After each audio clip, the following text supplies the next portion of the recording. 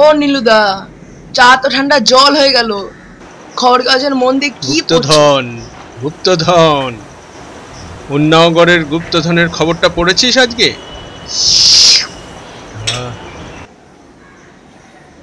রাজারাও রামবক্সের গুপ্তধনের কথা বলছো তো? তোমার কি মনে হয় ওখানে আদৌ কোনো গুপ্তধন আছে? আমি ভাবছি অন্য কথা। যাবি নাকি গুপ্তধন খুঁজতে? কোথায় কোথায়?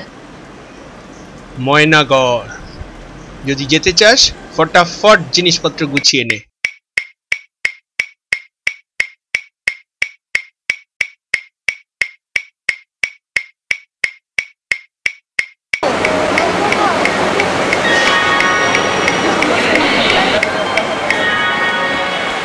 ময়নাগড়টা আবার কোথায়? পূর্ব মেদিনীপুর জেলায়। হাওড়া থেকে ট্রেনে আমরা প্রথমে নামবো মেচেদা স্টেশন, সেখান থেকে গাড়ি থাকবে আমাদের জন্য।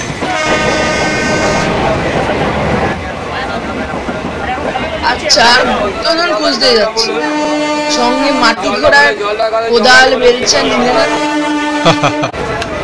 এই গুপ্তধন খুঁজতে মগজাস্ত্র লাগে, কোদাল নয় রে। নীলুদা, তুমি ময়নাগড়ে গুপ্তধনের খোঁজটা পেলে কিভাবে? ময়নাগড়ের রাজা রাধা শ্যামানন্দের লাইব্রেরি থেকে পাওয়া কিছু পুরনো ম্যাপ আর ছবি আর একটা বই থেকে।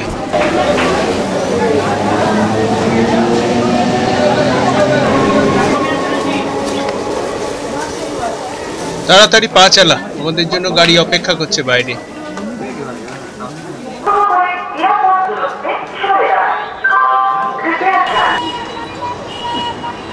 আমরা কোন দিকে যাচ্ছি?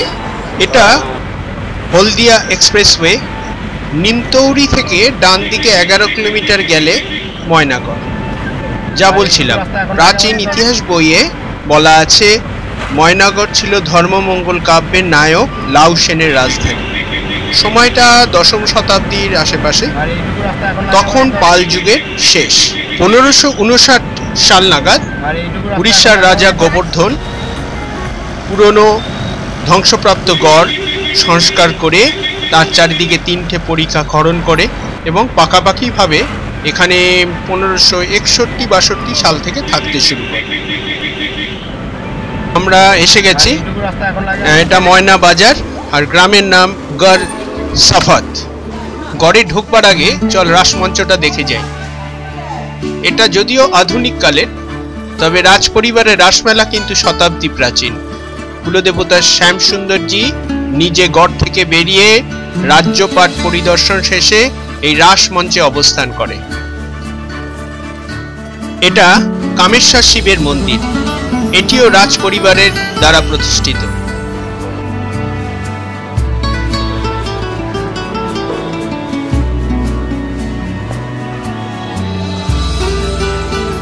আমরা কিন্তু এবার গড়ের রাস্তায় ঢুকছি। তোরণের গায়ে লেখাগুলোর দিকে চোখ রাখিস, অনেক তথ্য আছে।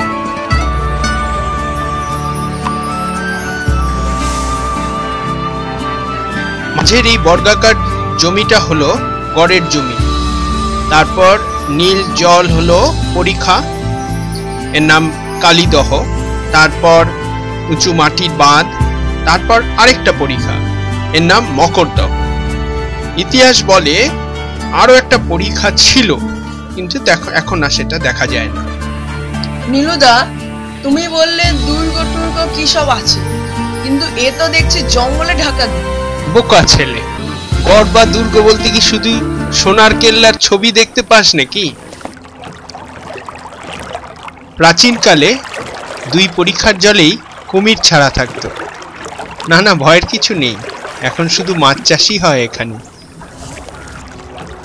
আচ্ছা, কাদের কথা ভেবে এত দুর্গম করা হলো ময়নাগড়কে? কাদের আবার? মারাঠা বর্গীদের আক্রমণ থেকে বাঁচতে। তখন নবাব আলীবর্দী খাঁর আমল। এদিকে পরপর 2বার ঘটে গেছে বর্গী আক্রমণ। পরিখাগুলো মাঝে থাকা ডাঙাতে ঘন পাহাড়ি বাঁশবনের ঝাড় ভেদ করে বর্গীরা ময়নাগড়ে পৌঁছাতে পারেনি। লুটপাট তো হয়নি সেই সময়। পরে অবশ্য ইংরেজরাও আটকে গেছিল। সামনে দেখ, নয়নানন্দ দেবগোস্বামী মহান্তর সমাধি মন্দির। ইনি উড়িষ্যা থেকে এখানে আসেন, বৈষ্ণব রাজ পরিবারের কুলপুরোহিত। তারপর সময় 1773, রাজা তখন জগদানন্দ বহুবলীন্দ্র। কোম্পানির আমল, খাজনা বাকি পড়ল। তিনি খাজনা দিতে অস্বীকার করলেন। ওয়ারেন হেস্টিংস সৈন্য পাঠালেন তাকে গ্রেপ্তার করতে। সৈন্যরা প্রথমে ঢুকতে পারেনি, পরে এক ভোর রাতে দখলনায় দ্বীপের রাজা আত্মগোপন করলেন। যতদিন বেঁচে ছিলেন তিনি রাজপ্রাসাদের নিচের গুপ্ত কুঠুরি আর সুড়ঙ্গ থেকে বাইরে আসেননি।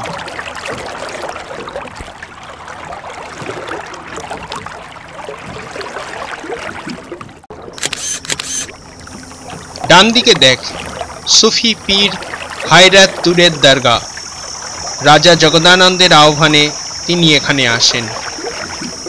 আমরা নৌকো করে কিন্তু কালীদহ ধরে গোটা ময়নাগড় দ্বীপটাকে চক্কর কাটছে।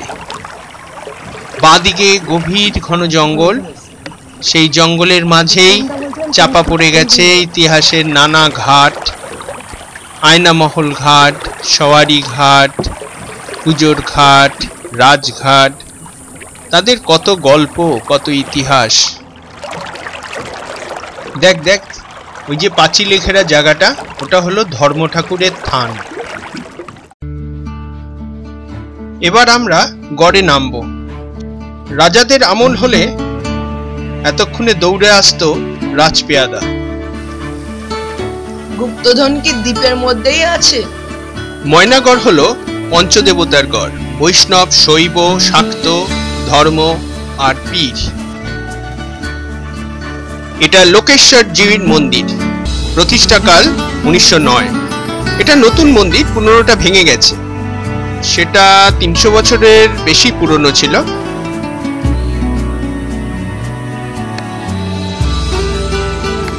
এই মন্দিরের পোড়ামাটির প্লেটগুলো মনে হচ্ছে পুরনো মন্দির থেকে তুলে আনা।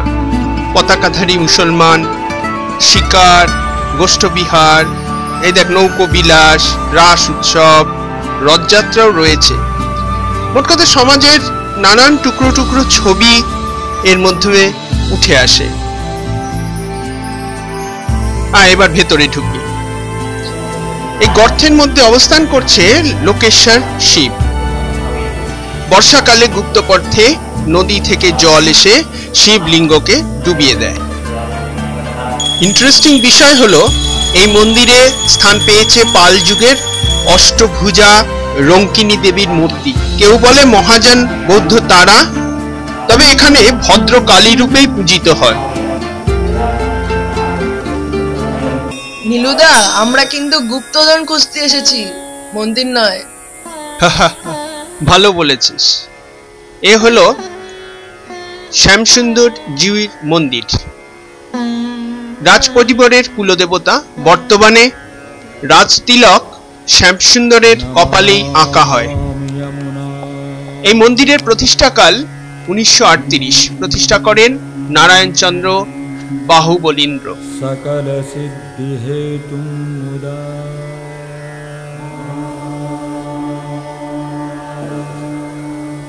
মুরারি পদ পঙ্কজ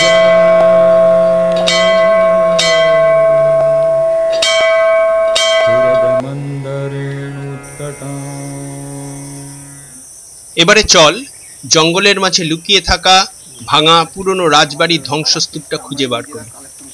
সাবধান, পায়ের দিকে নজর দিস, বিষাক্ত সাপের দেখা পেতে পারিস কিন্তু।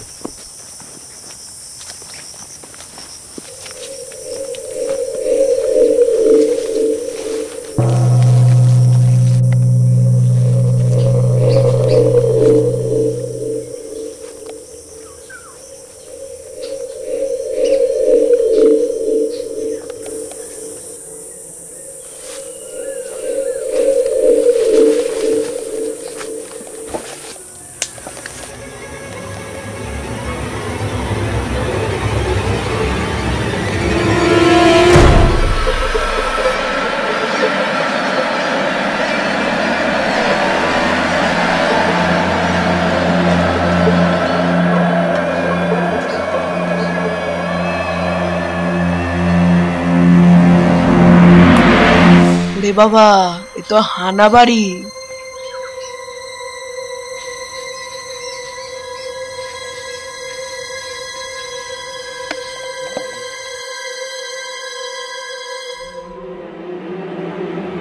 ওটাই ভেঙে পড়া ছাদ, ভাঙা দেয়ালের ইট, জৌলু সারা থামগুলোর দিকে তাকিয়ে দেখ, কত ইতিহাসের সাক্ষী। এক সময় কেমন গম গম করতো সব, আজ কি অবস্থা। এখানে মাটির নিচে অদ্ভুত সব সুড়ঙ্গ পথ আর গুপ্ত কক্ষ ছিল। যাবি নাকি একটা সুড়ঙ্গ পথে?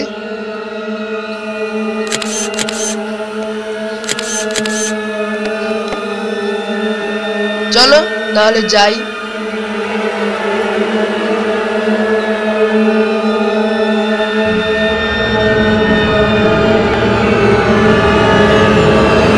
না গো নীলুদা, সুড়ঙ্গটা বন্ধ হয়ে গেছে, বা কেউ বন্ধ করে দিয়েছে।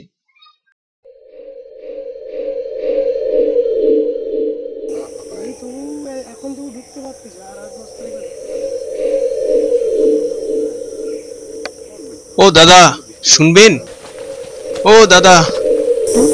ভালো নাম কমল মাইতি, এই স্বরূপানন্দ বাবুলিন্দ বাড়িতে থাকি, ওনারই কেয়ারটেকার আমি। আচ্ছা আচ্ছা, এখানে এই পুরনো ভাঙা রাজবাড়িতে গুপ্তধন আছে এরকম কিছু কি আপনি জানেন? প্রাচীন ঐতিহ্য তোমার দেখাই গেছে যে একটা লোহার চেনে বড় সিন্দুক বাঁধা থাকতো, যে সিন্দুকটা চেনটা টানলে হয়তো 1 থেকে 2 হাত উঠে আসতে, বেশি কেউ টেনে তুলতে পারতো না। সে অনেক মানুষ মিলে চেষ্টা করলেও উঠতো না, মানে ওটা ভারী বন্যার পর ওটা লিপ্ত হয়ে যায়, এখন ওটা দেখা যায় না। আরে আমরা শুনেছি যে এখানে প্রাচীন ঐতিহ্য তো রাজাদের আমলের গুপ্তধন কেউ পায়নি, যে গুপ্তধন আজ অব্দি নিচে রয়ে গেছে। এখানকার নিচে বাড়ি ঘর মন্দির ফন্দির যারা শুনেছি এখনো পর্যন্ত সেটা আছে। এখানকার যে গুপ্তধন সেটাও পর্যন্ত লিপ্ত হয়ে আছে, এখানকার রাজারাও সেটা ভোগ করেনি এবং তারাও পায়নি। কাকু, এখানে কি ভূত আছে? ভূতের গল্প বলতে এখানে ভগবানকে বিশ্বাস করলে ভূত প্রেতকে বিশ্বাস করতেই হবে, কেননা এখানে তো অনেক অপঘাত মৃত্যু হয়েছে। আগেকার রাজাদের অপঘাত মৃত্যু ছিল, শাস্তি দিত, গলা কেটে শাস্তি দিত, অপঘাত মৃত্যু হতো। সেই সব কিছু আত্মা রয়েছে যারা আমরা হয়তো দেখিনি, আমাদের অনেক জেনারেশন তারা অনুভূতি পেয়েছে, দেখেছে। নীলুদা, এইটা মনে হয় নতুন রাজবাড়ি। ঠিক বলেছি, সেই অংশটা সংস্কার করা হয়েছে এবং ব্যবহারযোগ্য। সামনে এই ঘরটা মনে হচ্ছে খাস দরবার, আর উল্টো দিকের ভাঙা বাড়িটা পুরনো দেউরির একটা অংশ।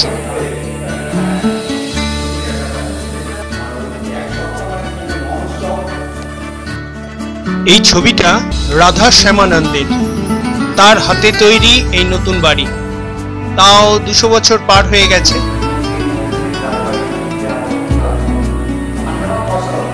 এই খাস দরবারে আগে বসতো বিচার সভা, এখন এটি ঝুলন মন্দির। চুপচাপ আমার পিছনে আয়, আমরা একটা সুড়ঙ্গ পথে ঢোকার চেষ্টা করছি।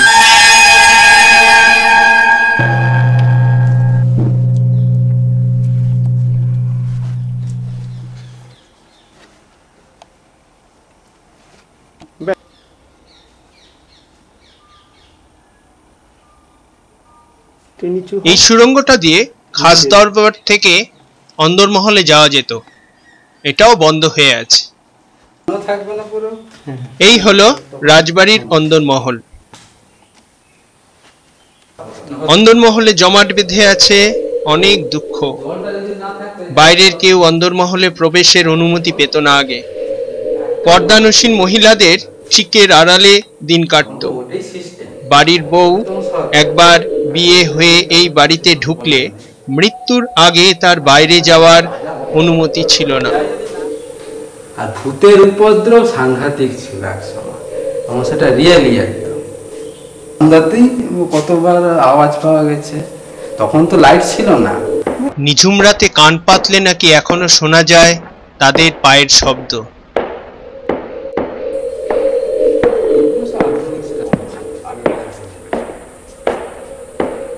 এটা হলো একতলা, অপেক্ষাকৃত বেশি নোংরা আর বড্ড চুপচাপ। পুটাই, আমরা এমন একটা গুপ্ত কুঠুরিতে ঢুকতে যাচ্ছি যেখানে গুপ্তধন থাকলেও থাকতে পারে। এটা একটা সুড়ঙ্গ, ঘরের মধ্যে এরকম অনেক সুড়ঙ্গ আছে, এটা বন্ধ করে দেওয়া আছে। এই সুড়ঙ্গটা আর এই দেয়ালটা, এটা মানে কি উদ্দেশ্যে এই ঘরটা ব্যবহার করা হতো কেউ জানে না, এবং দেওয়ালে নানা রকমের জ্যামিতিক আকারের সব প্রকোষ্ঠ। ছাদের সিলিংটা আপনার একটু ওভাল টাইপের, এবং এইখানটা বেদি দেখা যাচ্ছে, এটা কিন্তু বেদি নয়, এটা একটা লোহার সিন্ধু যেটা সিমেন্ট করে দেওয়া আছে, এটাকে কোনোদিন ভাঙতে পারেনি, এটা একটা মিথ হয়ে গেছে। আচ্ছা পুটাই, এই জ্যামিতিক নকশা কি খেয়াল খুশি মতো বানানো, নাকি এর আড়ালে লুকিয়ে আছে ময়নাঘরের গুপ্তধনের সংকেত? তা তো বলতে পারবো না নীলুদা। তাহলে আমরা ভূত, গুপ্তধন কোনোটারই দেখা পেলাম না, কি বলো? আমরা আজ সারাদিন ধরে ময়নাগড়ের বনে জঙ্গলে ঘুরে, সুরঙ্গে হামাগুড়ি দিয়ে, মন্দিরের গা থেকে কিংবা ভেঙে পড়া রাজবাড়ির ইট পাথর থেকে যে তথ্য, যে ইতিহাস খুঁজে পেলাম, তা গুপ্তধনের চেয়ে কোনো অংশে কম নয়।